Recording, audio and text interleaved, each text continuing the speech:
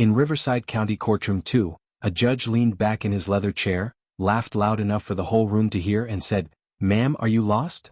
The bailiff smirked. A few people in the benches snorted like it was a comedy show. The older black woman standing at the defense table didn't flinch, didn't beg, didn't even blink fast. She just lifted her chin and looked straight at the judge like she knew something he didn't. Then the judge made it worse. He tapped his gavel like a toy and added, "You don't look like someone who belongs in my courtroom, unless you're here to ask for a discount." The room went quiet for a second, then filled with ugly little laughs again. The woman's hands stayed calm on the table. Her voice came out steady and soft, but it cut through the noise like a blade. "Your Honor," she said, "before you keep talking, you should know who you're speaking to." The judge rolled his eyes like he was bored. He didn't know he was seconds away from ruining his own life on camera in front of the entire county. And when the truth finally hit, it wouldn't just embarrass him. It would destroy him. If you've ever seen someone in power act cruel because they think they're untouchable, hit the like button, and tell me where you're watching from, because this moment is about to make your jaw drop. The courthouse that morning felt like it was holding its breath. The hallways smelled like old paper, cheap coffee, and floor cleaner. A broken clock above the security gate showed the wrong time, but nobody bothered fixing it. People rushed by with folders and tired faces, like this building had eaten their hope years ago and they had learned not to fight back. Inside Courtroom 2 the air was heavy. Not because of the heat but because of fear. Fear has a smell and everyone in that room knew it. A young man in a wrinkled dress shirt sat with his head down, rubbing his palms on his knees like he was trying to erase his own fingerprints. A woman in the second row held a baby diaper bag and stared at the floor, not wanting to make eye contact with anyone. Two lawyers whispered in the corner, fast and sharp, like snakes arguing over the same mouse. At the front of the room sat Judge Harold Klein. He had silver hair combed perfectly to the side, a thick jaw, and the kind of smile that looked polite until you noticed it never reached his eyes. People in Riverside called him Judge Klein the Closer because in his courtroom, cases didn't just end. People's lives ended. He had a habit of making quick decisions and he acted like speed was the same thing as justice. He didn't like poor people. He didn't like public defenders. He didn't like anyone who looked nervous, because he said nervous people were usually guilty. When he walked into the courtroom, the bailiff called for everyone to rise, and Judge Klein enjoyed the sound of chairs scraping the floor. He enjoyed being obeyed. He enjoyed being feared. That morning's docket looked normal at first. Small crimes, traffic issues, a messy landlord case, a fight outside a bar. Judge Klein moved through them like a machine. He sighed a lot. He scolded people like they were children. He smiled at wealthy lawyers and snapped at anyone who didn't wear expensive shoes. He called one teenager a future inmate before the boy even spoke. He told a single mom to stop making excuses when she explained she missed court because her babysitter canceled. Every time he said something cold, the bailiff chuckled like it was a joke. The clerk didn't react at all. She typed like her feelings were locked in a drawer. The room learned the same lesson over and over.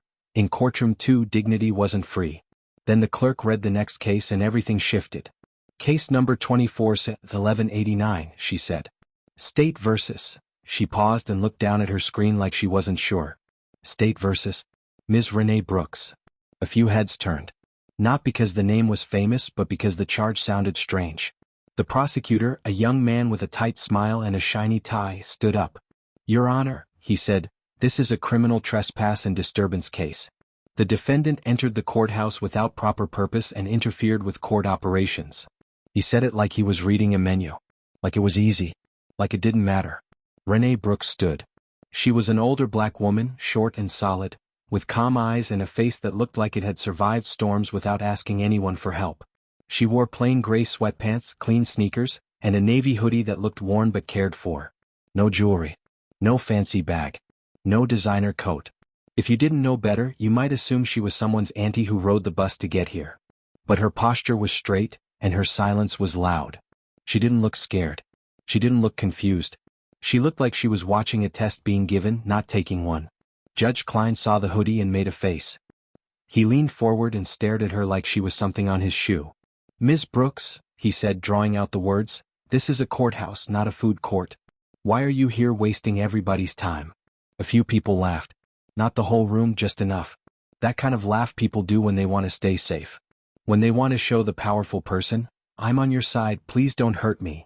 Renee didn't react. She didn't roll her eyes. She didn't plead. She just looked at him, quiet. Judge Klein's smile grew.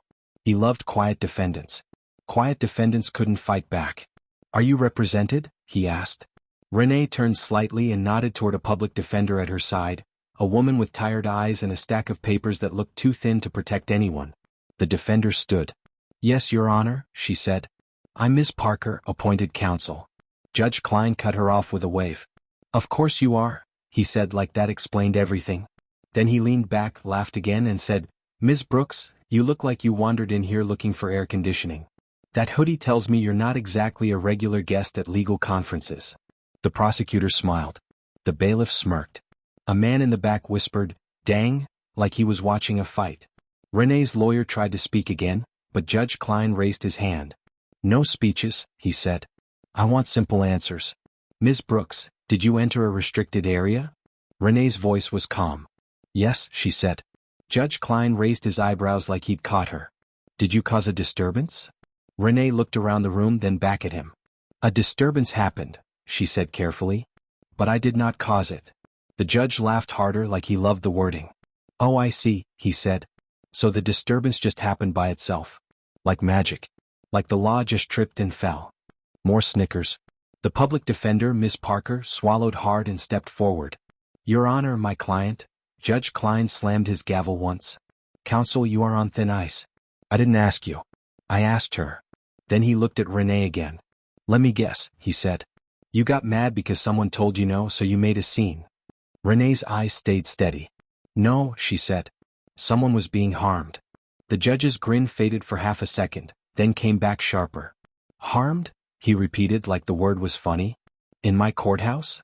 He looked at the prosecutor. Are we doing drama today? The prosecutor shrugged like it didn't matter.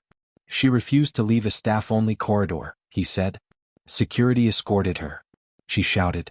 People gathered. Renee's lawyer finally got a small opening. Your Honor, we have video, Ms. Parker said quickly. The court has security footage that shows what happened.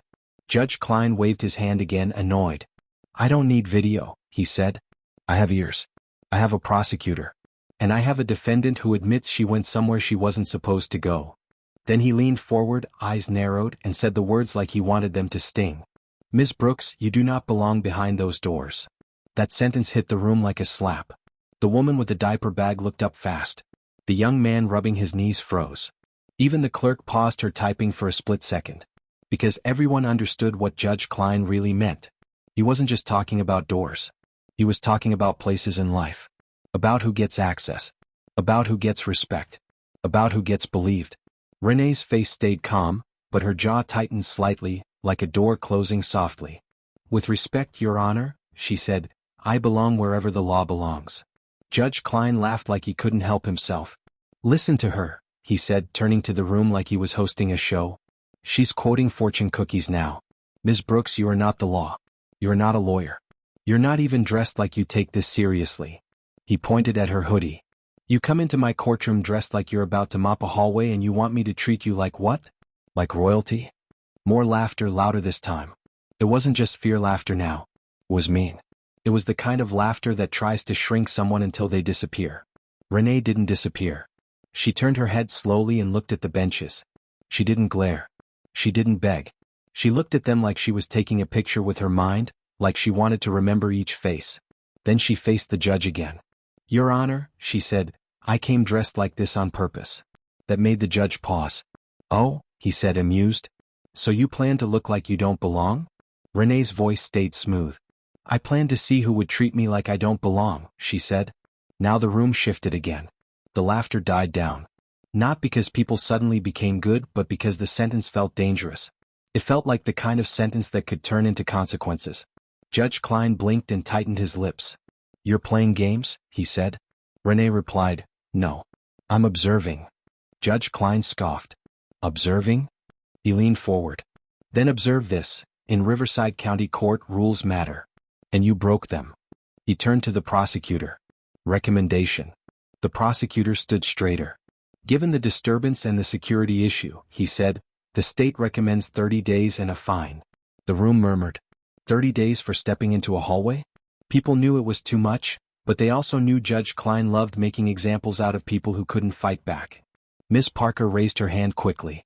Your Honor, we object. This is excessive. Ms. Brooks has no criminal history. We request.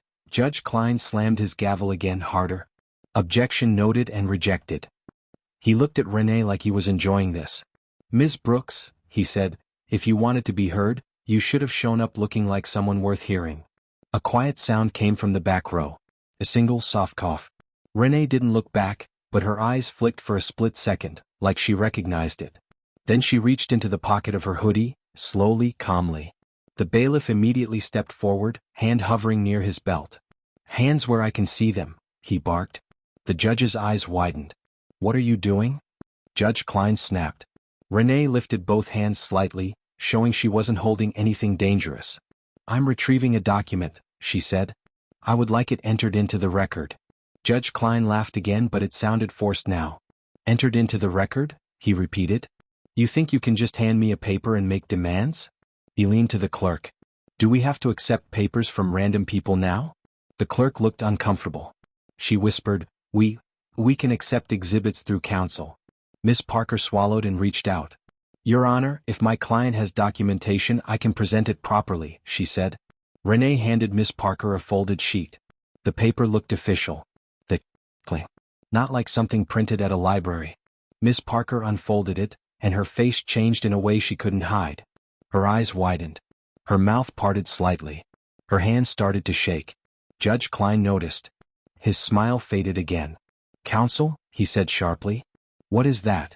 Miss Parker looked like she couldn't breathe. Your Honor, she said, voice trembling, this appears to be. Judge Klein cut her off. No, he snapped. Don't appears me. What is it? Miss Parker looked at Renee, then back at the judge, and she whispered the words like they were dangerous to say out loud. It's a judicial credential, she said. Federal. The room went dead silent. Even the air felt different. Judge Klein's face tightened.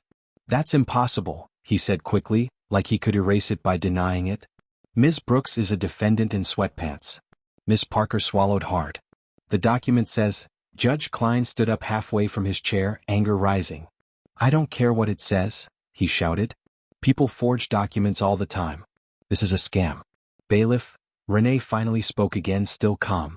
If you call me a fraud, she said, you should be prepared to prove it. Judge Klein's eyes darted to the prosecutor like he wanted backup. The prosecutor looked unsure now. He leaned toward his file, flipping pages fast like he suddenly wished he had done his job. The clerk stared at her screen, fingers frozen above the keyboard. A man in the benches lifted his phone just a little, like he sensed history unfolding. Renee's lawyer, Miss Parker, looked like she was about to faint.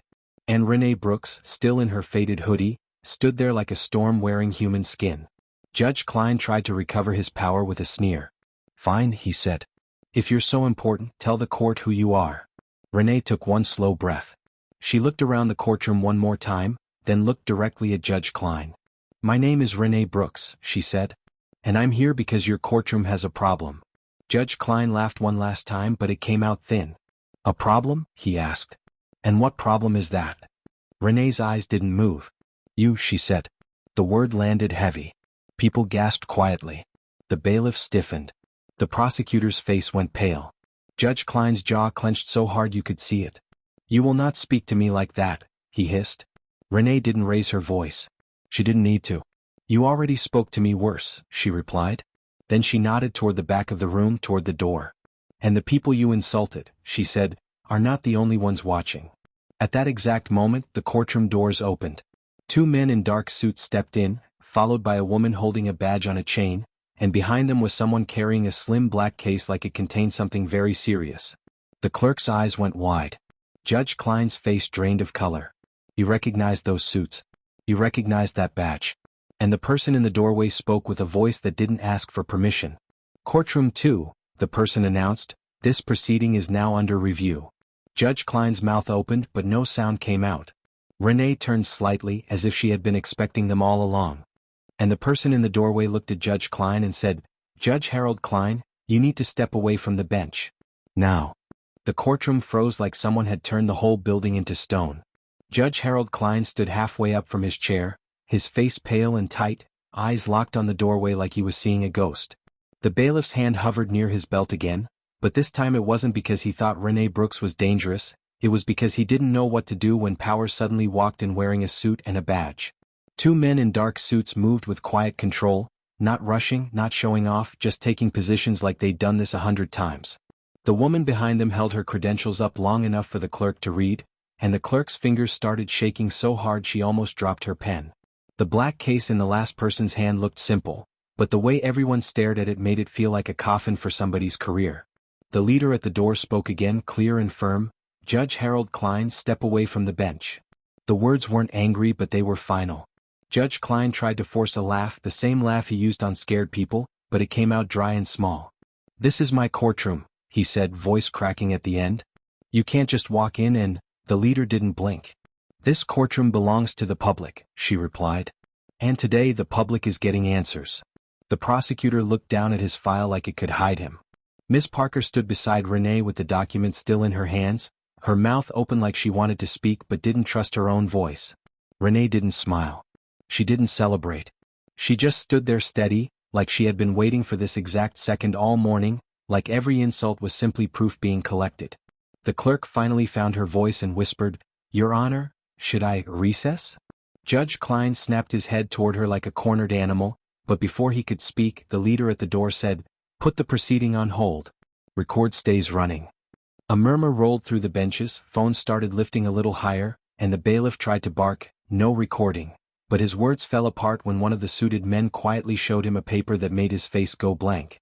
Even the bailiff swallowed hard and stepped back, suddenly remembering he had a job to keep. Renee turned her head slightly toward Miss Parker and spoke softly, "Thank you for staying calm." Miss Parker nodded, eyes wet, because she realized something painful and true in the same moment. She had walked into this case thinking she was protecting a poor woman in a hoodie, and now she was standing beside someone who could shake the whole state with one decision. Judge Klein gripped the edge of the bench like it was the only thing keeping him upright. "Who are you people?" he demanded, trying to sound in control. The leader answered without raising her voice. "Judicial standards and federal oversight," she said. "You were warned. You ignored it. Now we're here." Judge Klein's eyes flicked to Renee, and for the first time, real fear crawled across his face. "This is about her," he said, pointing like a child tattling. "She caused a disturbance. She trespassed. Renee finally moved just one small step forward and the room fell quiet again. "No," she said, calm as ever. "This is about you doing this to people every day because you think nobody important will ever stand where they stand." Judge Klein scoffed, but the scoff was weak now. "I follow the law," he snapped. Renee looked him straight in the eyes. "You perform the law," she said. "You don't respect it." The leader at the door nodded once, as if Renee had just said the exact sentence they needed on record, and then she motioned to the person with the black case. The case clicked open, and inside were printed packets, sealed envelopes, and a tablet. The clerk stared like she had never seen an investigation laid out so neatly. The leader spoke slowly, "This court has received multiple complaints over several years. Biased sentencing. Humiliation of defendants. Improper communication with private attorneys. Missing audio in key hearings. And a pattern of punishing people for being poor." Judge Klein's face turned red, then white, then red again. He looked around like he expected someone to save him, maybe the prosecutor, maybe a rich lawyer, maybe his own reputation, but nobody moved. People who had laughed with him a minute ago suddenly wanted to disappear. The prosecutor finally stood, voice shaky. "Your Honor, I wasn't aware of—" Judge Klein whipped his head at him. "Sit down," he hissed like he could still command the room by force. The prosecutor sat like a scared student. Renee didn't even look at him. Her focus stayed on Judge Klein because she wasn't here for small fish, she was here for the person who thought he could crush anyone under his bench. The leader turned to the clerk. "Ma'am, secure the day's recordings and the last 6 months of courtroom audio," she said. "Do not allow deletion. Do not allow edits." The clerk nodded fast. "Yes, ma'am." Judge Klein stepped forward as if he might argue, but one of the suited men calmly positioned himself between the judge and the clerk without touching him. It was a simple move, quiet, but it screamed something loud.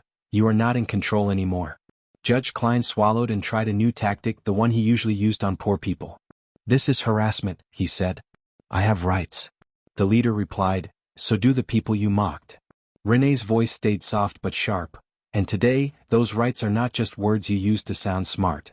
The benches stirred again as more people lifted phones, and the woman with the diaper bag hugged it tighter, eyes wide, like she didn't know whether to feel hope or danger. Miss Parker leaned closer to Renee and whispered, are you really? Renee stopped her gently with one small raise of her hand. Not yet, Renee murmured. Let them show it. The leader turned toward Renee now, respectful, careful, like she understood exactly who she was standing beside. Ma'am, she said, for the record, do you consent to identity verification in open court? Renee nodded once. Yes, she said. But do it properly. Judge Klein's lips curled. Identity verification? He repeated, trying to make it sound silly. This is ridiculous. Renee didn't blink. You laughed at me, she said. Now you'll learn to listen. One of the suited men stepped forward and held up a badge card and a letter, then handed them to the clerk first, not to the judge. That move mattered. It showed who the system trusted right now. The clerk read and her face changed like the blood left her body. She looked up, then down, then up again. Her voice came out thin. This states. She paused because her throat tightened. The leader nodded once, giving her permission to speak. The clerk swallowed and read clearly, this states that Renee Brooks is Justice Renee Brooks of the United States Supreme Court, acting under authorized court observation protocol. The room didn't just go silent, it broke. A gasp tore through the benches like wind through broken glass. Someone whispered, no way. Someone else said, that's her? The prosecutor's mouth fell open. Miss Parker covered her lips with her hand and blinked fast like tears were trying to form without permission. And Judge Harold Klein looked like someone had yanked the floor out from under him. He stared at Renee like she had transformed in front of him, like his brain couldn't accept what his ears just heard. That's not possible, he muttered, voice gone small. Renee didn't raise her voice. It's possible, she said, because I'm standing here. Judge Klein took a step back, then another, and his hand shook as he grabbed the bench again. He tried to speak but the words came out wrong. Justice, I didn't. Renee held his gaze. You did, she said. You did everything you always do. You showed who you are when you think nobody important is watching. Judge Klein's eyes darted to the benches full of people and phones, and that was when panic truly hit him, because he realized this wasn't just a private lecture. This was public proof. The leader stepped forward and spoke to the room. This proceeding is paused. Judge Klein is relieved from active duty pending investigation. Everyone remains seated while we secure evidence. Judge Klein's voice snapped back, desperate. You can't do that here. Not like this. Renee's eyes stayed calm. You did worse, she said. You did it like this, in front of everyone, to people who couldn't fight back. The bailiff finally found the courage to speak, but it wasn't the loud courage he used on poor people. It was a small, scared courage. So, what now? The leader answered, now we document. Then she looked at Renee with respect. And now we hear from the justice. Renee turned to face the benches, not like a celebrity, but like a teacher about to tell the truth that hurts. I'm not here because I enjoy humiliating judges, Renee said. I'm here because too many people walk into rooms like this and leave believing they don't matter. I needed to see it with my own eyes. Judge Klein tried one last time to control the story. This is a setup, he blurted. This is entrapment. Renee's voice didn't change. No, she said. It's a mirror. And you hate what you see. The leader nodded toward the tablet in the case. We have footage from the hallway, she said. And we have audio from today. She turned to Miss Parker. Counsel, you said you had video. Miss Parker swallowed and nodded. Yes, she said. Security footage shows why she entered the corridor. The leader lifted a finger. Play it, she ordered. The clerk hesitated, then clicked the screen. The courtroom monitor lit up, showing the staff-only hallway. In the video, Renee walked calmly, not sneaking, not running. She moved with purpose. Then the video showed a young courthouse employee, an assistant clerk, standing near a door, shoulders hunched, eyes wet, being cornered by a man in a suit who leaned too close, blocking her way. He grabbed her arm. Not hard enough to leave a bruise on camera, but hard enough to trap her. The assistant clerk tried to step away, but he pulled her back. Renee appeared in frame and spoke to him, firm, and the man snapped his head at Renee like she was an insect. He said something the video couldn't fully catch, but his mouth formed ugly words and his posture screamed power. Renee stepped between them. The man pointed toward the staff-only sign, then toward Renee, and the next moment security arrived, not to protect the young employee but to grab Renee. The video showed Renee being escorted while the man in the suit walked away calmly, straightening his jacket like nothing happened. A low sound rose from the benches, angry and shocked. Miss Parker whispered, "Oh my God." The prosecutor stared at the screen like he wanted to melt into the floor. Judge Klein's face turned tight with fear because he recognized the man in the suit. Everyone in that courthouse recognized him. His name was Brent Sutter, and he wasn't just any attorney. He was the county's most connected power broker, the kind of man who ate lunch with donors and called judges by their first names. Renee turned her head slowly to Judge Klein. "You were going to send me to jail for 30 days, she said, "because I stopped him from hurting a young woman in your building." Judge Klein's lips trembled. "I didn't know," he whispered. Renee's eyes sharpened. "That's another lie," she said. "You didn't ask. You didn't care. You saw a black woman in a hoodie and decided the story before the facts." The leader paused the video and faced the courtroom. "This man," she said, pointing at the screen, "has been named in multiple complaints. Those complaints were dismissed or disappeared." She looked at Judge Klein. "Do you know why?" Judge Klein's voice cracked. "No," Renee spoke before the leader could. "Because courts like this protect the wrong people," Renee said. "And because judges like you help them." The prosecutor finally stood again, voice shaking. "Your Honor, Justice Brooks, I didn't know this was connected to Mr. Sutter." Renee looked at him, not cruel, not kind, just honest. "You didn't know because you didn't want to know," she said. "You saw an easy conviction and you reached for it." The prosecutor's shoulders slumped. The leader stepped forward. "Judge Klein," she said, "we are also reopening 3 cases tied to Brent Sutter's office and this court's sentencing patterns." Judge Klein's eyes widened. "You can't reopen," Renee cut in, calm but firm. "Watch us," she said. The benches buzzed with whispers and people started realizing something huge. This was bigger than one rude judge. This was a whole system being pulled into the light. Miss Parker's hands still shook, but her voice gained strength. "Justice Brooks, why come dressed like that? Why not announce yourself?" Renee's answer was quiet but heavy. "Because the truth changes when people think you matter," she said. "I needed to see how you treat someone you think doesn't." Judge Klein's voice broke into desperation. "I can explain. I made a mistake. I had a long morning." Renee stared at him. "A mistake is forgetting a name," she said. "What you did was a habit." The leader turned to the bailiff. "Sir, relieve Judge Klein of his badge and escort him to the administrative office," she said. The bailiff hesitated, looking like his brain couldn't accept it. Judge Klein snapped, "You will not touch me." The suited man stepped forward, calm. "Sir," he said, "cooperate." Judge Klein's breathing got fast. He looked around for an ally again, then his eyes landed on the benches full of phones and people. He realized something terrible. The same crowd he used to impress with cruelty was now watching him fall. He swallowed hard and stepped away from the bench, shoulders stiff, jaw clenched, like every step hurt his pride. Renee didn't move to gloat. She simply watched, her face steady, because this wasn't about drama. It was about consequence. Then the biggest twist of the day hit, because as Judge Klein was being escorted, the courtroom doors opened again and Brent Sutter himself walked in like he owned the place, smiling like the world was still his. He stopped mid-step when he saw the suits, the badge, the paused footage on the monitor, and Judge Klein being escorted away like a criminal. Brent's smile froze. His eyes flicked to Renee, and his face changed when he recognized her because he had seen her before, at events, on screens, in rooms where important people spoke softly and decided loudly.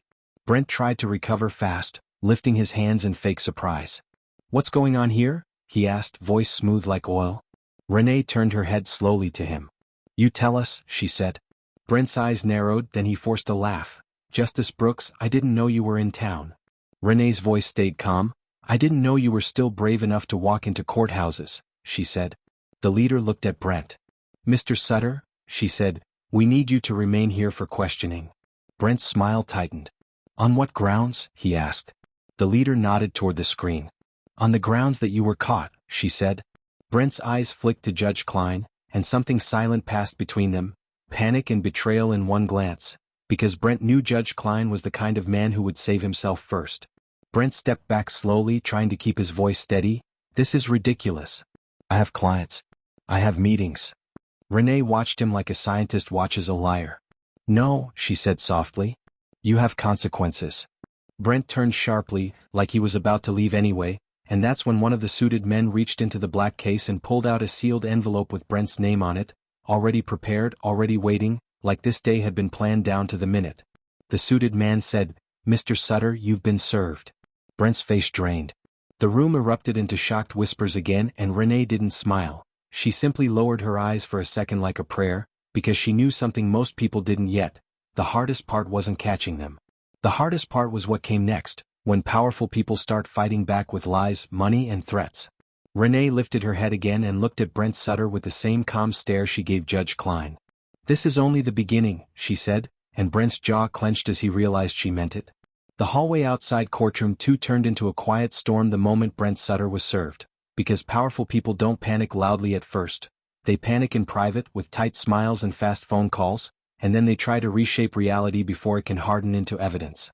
Brent's fingers gripped the sealed envelope like it was poison, and for a split second his smooth lawyer mask slipped, showing something cold underneath, something that had been getting away with things for a long time.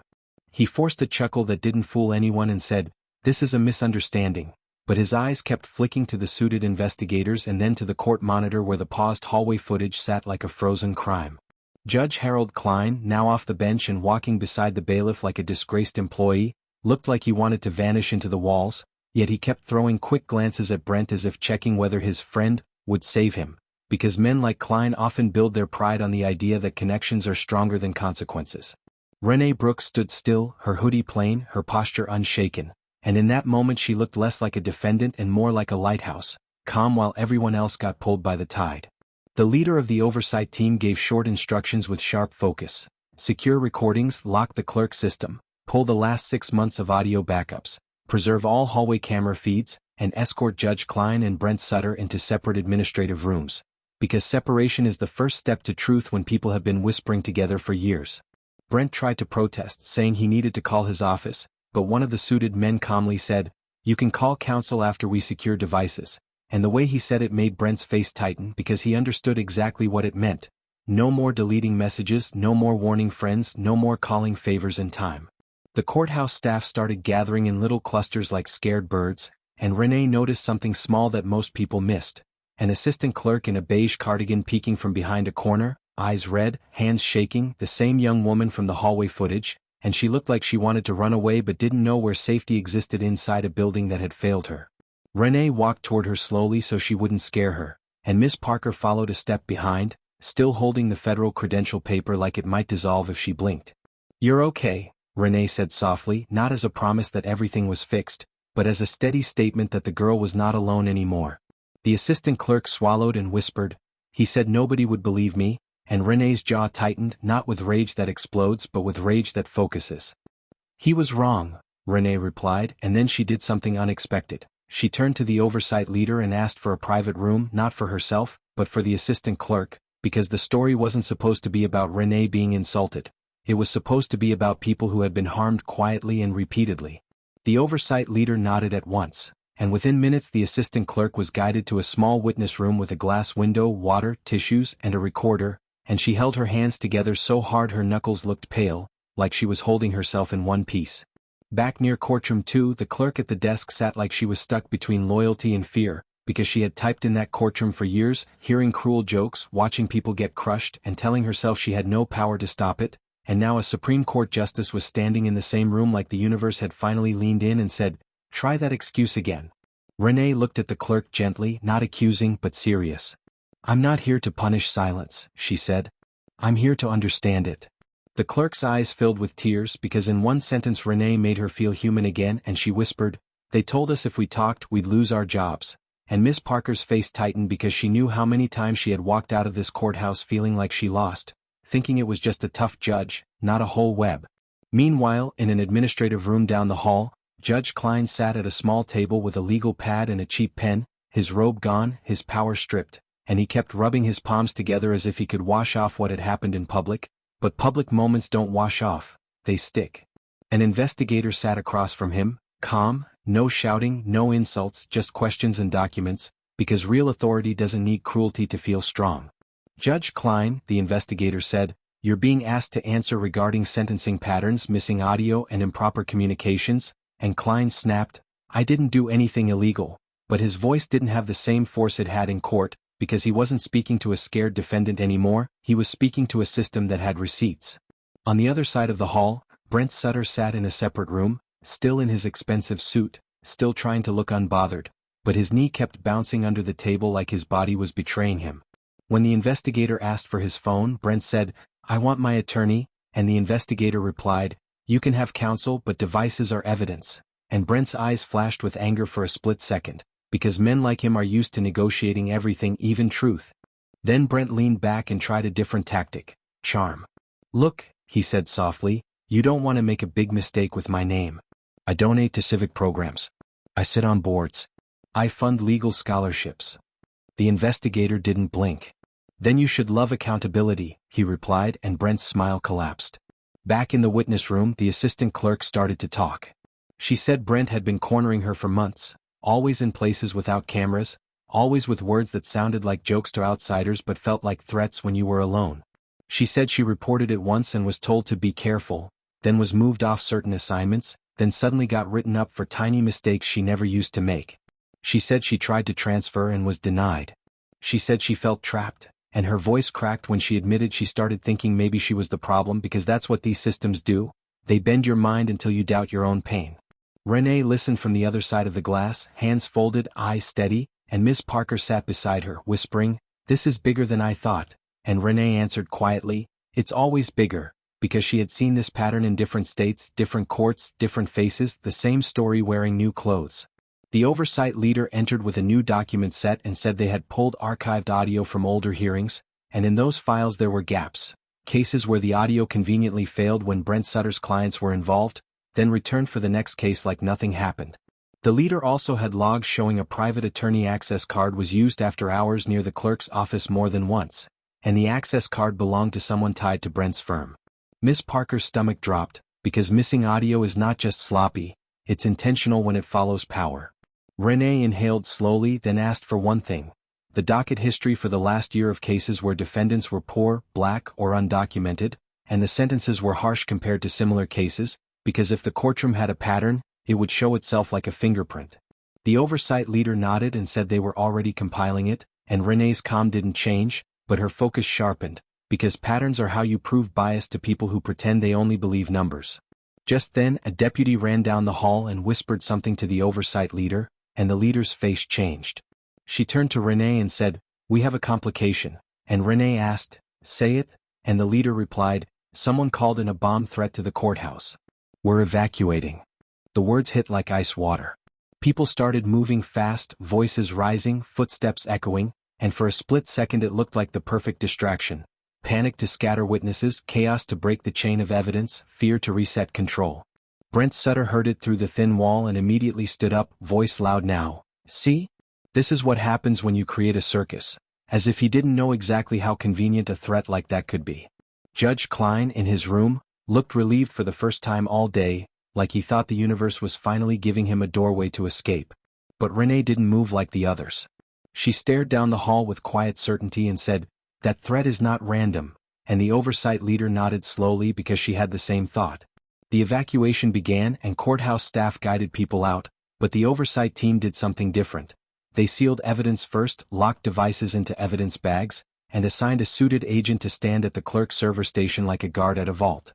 Renee walked with Miss Parker toward the witness room where the assistant clerk was, and she didn't allow the girl to be left alone, because in moments of chaos, vulnerable people become targets.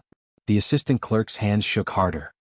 "He's going to come for me," she whispered, and Renee put a hand on her shoulder, not soft like pity but steady like protection, and said, "No. He's going to face what he did." Outside, the crowd spilled onto the courthouse steps and people were filming, whispering, posting, and the story was spreading faster than anyone could control.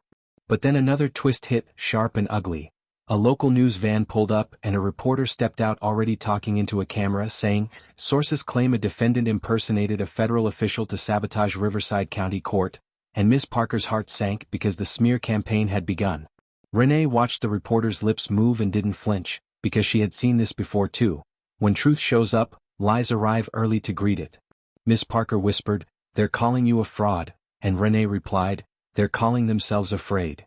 The oversight leader pulled Renee aside and said, "We think the threat may be meant to destroy the server room," and Renee's eyes narrowed because if evidence vanished, powerful people would laugh again. Renee made a fast decision. "Move the backups now," she said, and the oversight leader nodded, already on it, directing agents to secure mirrored copies and remove them from the building under chain of custody, because in corruption cases, evidence is the oxygen and someone was trying to cut it off. As the evacuation continued, Brent Sutter tried to take advantage of the confusion by claiming a medical issue, clutching his chest dramatically, asking to be released to his doctor, but the agent supervising him wasn't fooled and called medical staff while keeping Brent seated and monitored, because the oldest trick is to turn accountability into sympathy. Judge Klein tried to mingle with the crowd outside, head down, hoping to disappear, but someone recognized him and shouted, "That's the judge who laughs at people," and the shout spread, and suddenly Klein found himself surrounded by angry whispers and phones pointed at him like 100 little mirrors showing him what he had done. Klein raised his hands and stammered, There's more to the story," but nobody wanted his excuses now, not after seeing a Supreme Court justice in a hoodie get mocked like she was nothing. Renee didn't join the crowd. She stayed near the assistant clerk and the oversight leader, because she wasn't there for public drama. She was there for private truth. Then the oversight leader received a call, listened, and her face hardened. "The bomb squad says the threat is likely fake," she told Renee, "but they also found someone attempted to access the evidence locker during the evacuation." Renee's eyes flashed. "Who?" she asked. The leader replied, "A courthouse IT contractor. Badge scan shows he approached the secured room. He ran when confronted." Miss Parker's breath caught. "They're trying to wipe it," she whispered, and Renee replied, "Yes," and then she added, "which means the evidence is stronger than they expected." Renee turned toward the courthouse doors, where agents now stood like a wall, and she realized something else. This wasn't just a county problem, this was a network problem, and if Brent had enough reach to trigger a fake threat and send a reporter with a prepared lie within minutes, then Brent had help. People in the courthouse, people in local media, maybe even people in the state system. Miss Parker's voice trembled. "How do we fight that?" Renee looked at her calm and said, "We don't fight noise. We build facts," and she instructed the oversight leader to pull not just court records but email logs, badge scans, donation records, and any communications between Brent's firm and courthouse staff, because money leaves trails even when people try to sweep them. The leader nodded, and then another message came through, the kind that turns a case into a war. "We found a sealed resignation letter in Judge Klein's office drawer," the agent said over the phone, "dated 2 weeks ago and signed." Renee's eyes narrowed. An unsigned resignation letter dated 2 weeks ago meant Klein knew something was coming, and he had been preparing a soft exit before the storm hit. Miss Parker whispered, "So he knew about the investigation?" And Renee replied, "Or someone warned him," and her voice stayed calm but the implication was heavy. Somebody inside the oversight loop might be leaking, or somebody near the courthouse had been tipped off by friends higher up. Renee stared at the building, then at the crowd, then at Brent Sutter, who was still trying to look confident while his world cracked. Brent noticed her stare and lifted his chin like a challenge, and Renee understood something that made her blood run cold. Brent wasn't acting like a man caught for the first time. He was acting like a man who believed he could still win. And that belief usually comes from leverage, dirt on others, hidden deals, secrets that keep people loyal. The oversight leader came close and said, "Justice Brooks, we have another development," and Renee said, "Speak," and the leader's voice dropped. "A state appellate judge just called asking why you're here." He sounded angry. Miss Parker's stomach dropped again because anger from above usually means fear below. Renee's eyes stayed steady but her mind moved fast. If a state appellate judge was calling with anger, that meant the infection reached higher than Riverside. Renee took a slow breath and said, "Then we widen the circle," and the leader nodded, but before they could move, a courthouse employee pushed through the crowd, pale and sweating, holding a folder tight to her chest like it was a life raft. She rushed to Renee, eyes darting like she expected someone to grab her, and she whispered, "I can't keep it anymore. They made me do it." Renee took the folder carefully. "What is this?" she asked. The employee's voice cracked. "It's the list," she whispered. "The names of cases they told us to handle. The ones Brent wanted quiet. The ones Judge Klein helped bury." Miss Parker's hand flew to her mouth. The oversight leader stiffened. Renee opened the folder just enough to see a page of typed case numbers, notes and initials beside them, and at the bottom was one name written in pen that changed everything, because it wasn't Brent's name and it wasn't Judge Klein's name, it was the name of someone far higher, someone whose signature could move judges around the state like chess pieces. Renee's eyes locked on the page, and for the first time that day, her calm face showed a flicker of something sharper than anger, recognition. She closed the folder slowly, looked up at the employee and said, "You just did the right thing," and then she turned to the oversight leader and spoke with quiet force, "We are not leaving this courthouse until this folder is secured and this witness is protected." The leader nodded and signaled agents immediately, but as they moved, Brent Sutter suddenly raised his voice toward the crowd, pointing at Renee and shouting, "She staged this. She's using her title to attack me because I refused her demands." People gasped. Cameras zoomed. The smear was getting louder, uglier, and more dangerous, and Renee knew Part 4 would not just be about exposing a cruel judge, it would be about surviving a system that fights back when you touch its money. Renee looked at Brent with cold calm and said one sentence that made him freeze. "If you keep lying in public," she said, "I will answer in public and you will not like what I say next." The crowd leaned in. The agents tightened their circle. Miss Parker's heart pounded. And Renee, still wearing the hoodie like a quiet weapon, held the folder closer as the courthouse doors opened again behind her, because someone else had arrived, someone important, and the look on the oversight leader's face said the next person stepping inside could either help end this, or try to bury it forever. The courthouse steps felt like the edge of a cliff, because everyone could sense a bigger fall was coming, and the only question was who would be pushed first. The crowd outside had grown into a messy ring of phones, whispers, and half-true headlines.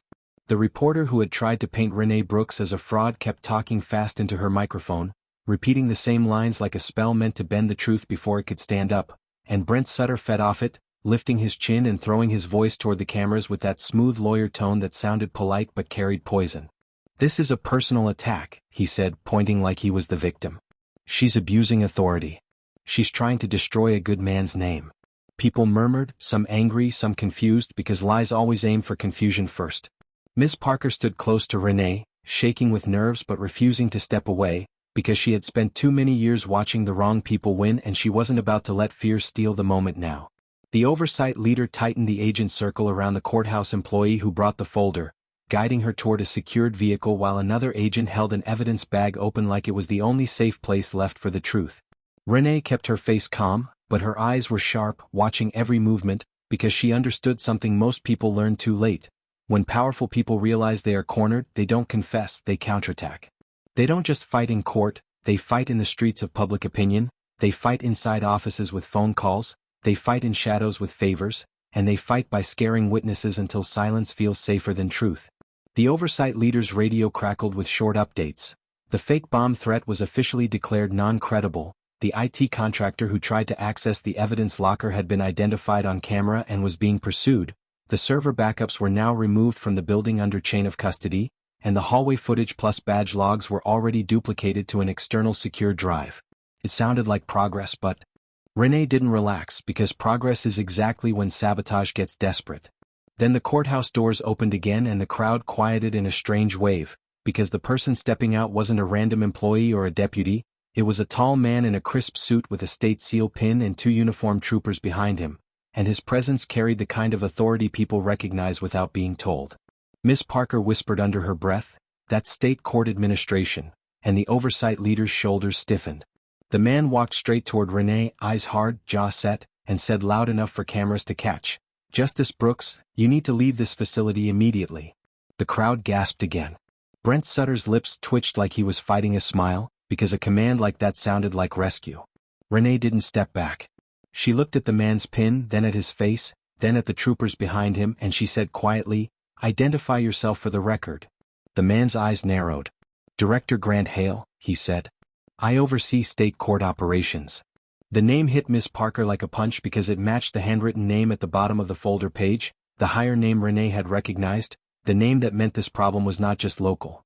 The oversight leader lifted her own credentials and said, "Director Hale, federal oversight is active. You don't have authority to interrupt this evidence process." Hale's face tightened. "I do have authority," he snapped, then softened his voice for the cameras like he was trying to appear reasonable. "We respect Justice Brooks, but there are procedures. This is turning into a public spectacle. The safety of the courthouse." Renee cut through him with calm precision. "Safety?" she repeated. A young employee was cornered in a staff hallway. "The only reason she's alive inside herself right now is because I stepped in. Where was your safety then?" Hale's eyes flashed with annoyance, but he kept his posture controlled. "We'll investigate," he said quickly. "But you need to let state systems handle state matters." Miss Parker's stomach dropped because that sentence was the oldest cover in the book. "Handle it internally, quietly, slowly until people forget." Renee stepped forward just a fraction, and her voice stayed low but carried power. "State systems have been handling this," she said. That's the problem. Brent Sutter jumped in, smiling for the cameras. Director Hale, thank you. This is exactly what I've been saying. This is chaos. We need order. Renee turned her head to Brent slowly, like she was choosing her words carefully so the truth would land clean. Brent, she said, you've been hiding behind order, the way a bully hides behind a uniform. Brent's smile thinned. Justice Brooks, he said, be careful. Defamation applies to everyone. Renee's expression didn't change. So does evidence, she replied. Then Renee looked back at Director Hale and asked a simple question that made the air feel colder. Director Hale, why did you show up so fast? Hale's mouth tightened. I was informed, he said. Renee tilted her head. By who? She asked. Hale didn't answer. The oversight leader's eyes sharpened because that silence was louder than speech. Renee's gaze didn't move. You were warned, she said, not as a guess but as a statement. You didn't come here to protect the courthouse. You came here to protect the network. The crowd murmured and phones zoomed in. Hale's voice rose. This is inappropriate. I will not be accused. Renee held up her hand. You will not speak over me in public, she said, still calm. Not today. Then she nodded once to the oversight leader, who signaled an agent to bring the folder, now sealed in an evidence bag, closer. The agent held it at chest level, and even through the plastic, the typed case numbers were visible like a list of buried lives. Renee addressed the cameras not like a politician, but like a judge who respects the weight of words. I came here dressed like this, she said, touching the edge of her hoodie, because I wanted to be treated like the people who have been treated the worst in this building. I wanted to see what happens when a black woman walks in without titles, without security, without anyone calling her important. And I saw it. I saw a judge laugh. I saw people join in. I saw a system choose comfort over truth. She turned slightly toward the crowd. But today, she continued, truth walked in anyway. Director Hale stepped closer, voice tight. Justice Brooks, stop. You're compromising. The oversight leader stepped between him and Renee with calm authority, and one of the troopers shifted his stance, unsure, because troopers are trained to follow authority, but not all authority is clean. Renee looked at Hale again. You're worried about compromise? She asked. Then you should have worried when court audio disappeared. When badges swiped after hours. When complaints were lost. When people were told to be quiet. Hale's face flushed. This is not a courtroom, he snapped. Renee's voice stayed even. No, she said. This is the public. And the public owns the courts. Then Renee made a move that shocked even Miss Parker. She turned to the oversight leader and said, read the name on the bottom of the list. Miss Parker's heart slammed because she knew what would happen next. Once a name is spoken in public, it cannot be unspoken. The oversight leader hesitated for a fraction of a second, then lifted her chin and spoke clearly, Director Grant Hale. The crowd erupted in a burst of shocked noise. The reporter stumbled over her words. Brent Sutter's face went rigid. Hale's eyes widened, and for the first time his calm cracked. That's, he started, but the oversight leader continued, this list appears to show coordinated case handling and suppression tied to Mr. Sutter's firm and internal court operations, including directives linked to Director Hale's office. Hale's voice rose sharp, this is fabricated. Brent finally lost his smooth tone for a moment and barked, this is insane, who brought that? The courthouse employee who had delivered the folder began to tremble behind the agents, whispering, they'll kill my life, and Miss Parker turned to her with fierce softness and said, you're protected now. Renee watched Hale carefully because denial is easy, but what mattered was his next move, and Hale made it. He turned to one of the troopers and said, remove the evidence from this area. Now. The trooper hesitated. The oversight leader snapped, do not touch federal evidence. The trooper looked caught between commands. Then Renee did something that ended the confusion. She looked the trooper in the eyes and said, if you touch that evidence, you are touching the Constitution. You swore to uphold. The trooper froze, then stepped back. Hale's face tightened with rage. Brent Sutter's hands curled into fists at his sides, and his eyes darted around like he was calculating exits. The oversight leader raised her radio and spoke one sentence that turned the moment from a scandal into an arrest scene. Activate federal custody protocol for Director Hale and Brent Sutter. We have probable cause, obstruction indicators, and witness intimidation risk. Hale's mouth fell open. You can't arrest me, he said, voice suddenly high. I'm a state director.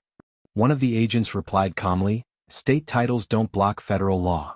Brent tried to laugh it off. This is theater, he said, but his voice shook at the edges. Then the twist hit even harder because the same trooper Hale tried to command stepped aside and let the agents through, and a different trooper, older, quieter, looked at Hale and said, "Sir, you told us to protect the courts. This is protection." Hale's face went blank like someone had cut the strings holding him up. An agent guided his hands behind his back, not rough, not dramatic, just firm, and the cameras caught it all.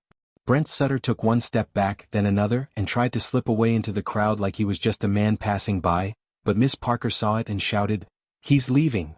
The crowd shifted. The agents moved fast. Brent's smile disappeared completely now.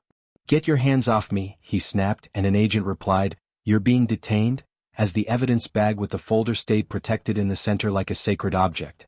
Judge Harold Klein, watching from a distance near a deputy, looked like he might faint, because he realized the shield he thought he had, people like Hale and Brent, was collapsing. Klein whispered, "I didn't know it went that high," and the deputy beside him muttered, "You knew enough to laugh." Renee turned her attention back to the courthouse, because arrests were only one part. The other part was repairing what had been broken in people's minds. She asked the oversight leader, "Where is the assistant clerk?" The leader pointed toward a secured vehicle. Renee walked to the young employee, who sat inside with a blanket around her shoulders, eyes red, hands shaking. The girl whispered, "I feel like I'm dreaming." Renee leaned down slightly so her voice could be private even in the chaos. "This is real," she said. "And you did not deserve what happened to you." The girl's lip trembled. "They said nobody would believe me," she repeated. Renee's eyes softened. "That's how predators survive," she said. "They feed on silence. But silence ends today." The girl nodded, tears falling not just from pain but from relief so strong it hurt. Renee stood upright again and looked at Miss Parker, who looked exhausted and alive at the same time. "You stayed," Renee said. Miss Parker swallowed hard. "I almost didn't," she admitted. "I'm ashamed to say that." Renee shook her head gently. "Fear is not shame," she said. "But what you do after fear, that's your character." Miss Parker nodded, wiping her eyes, and in that moment she didn't look like a tired public defender. She looked like someone remembering why she ever believed in the law. Inside the courthouse, evidence was now secured in locked cases, backups logged, devices sealed, and witnesses assigned protection. The oversight leader confirmed that the IT contractor had been caught trying to flee through the parking structure, and in his bag were 2 flash drives and a phone with messages that included one short line that made everyone go quiet: "Delete the audio before she sees it." That line didn't have a signature, but investigators didn't need one. They had timestamps, badge scans, and call logs, and the trail led straight back to Brent's firm and Director Hale's office. As the day moved toward evening, the chaos settled into a new kind of quiet, a quiet that felt like a room after a storm where broken things are finally visible.